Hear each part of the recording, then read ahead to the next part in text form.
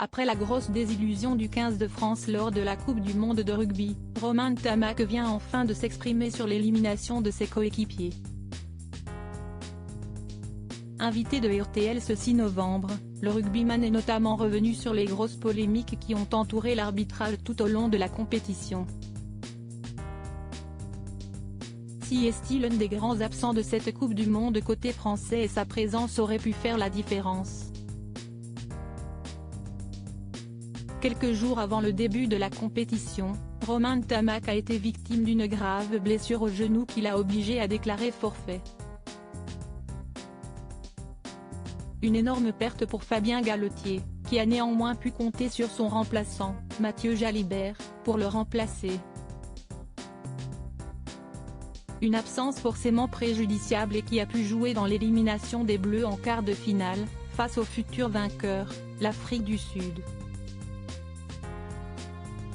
Ce lundi, Romain Ntamack était présent dans l'émission RTL Matin, animée par Yves Calvi, pour y parler du livre Le rugby dans le sang, Michel Lafon. Une autobiographie où le demi d'ouverture de 24 ans évoque notamment son père, Émile, ancien grand joueur de rugby et son petit frère Théo, 21 ans, jeune espoir du Stade toulousain. L'occasion pour le jeune sportif d'évoquer les nombreuses polémiques autour de l'arbitrage pendant la Coupe du monde. Lorsque le journaliste lui demande si ça a pu jouer dans la défaite de ses coéquipiers, le compagnon de la belle Lisa Lopez répond avec honnêteté « Non, je ne pense pas.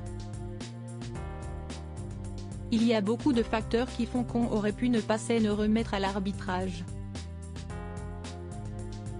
Malgré son fair-play, Romain Ntamack nuance malgré tous ses propos. Ça fait partie du sport. Il y a des décisions qui ne sont pas toujours en notre faveur, qui ne sont pas favorables, mais je ne pense pas qu'il faille remettre l'arbitrage en cause, conclut le grand copain d'Antoine Dupont sur ce sujet qui a tant fait parler après l'élimination des Bleus.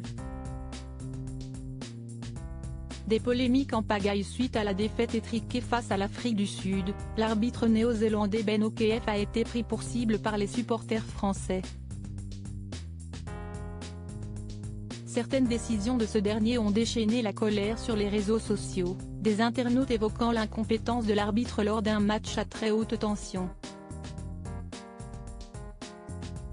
Des critiques qui ne changent finalement rien au résultat final et ce sont bel et bien les Springboks qui ont remporté leur 4e titre mondial, tandis que la France attend toujours désespérément son premier sacre.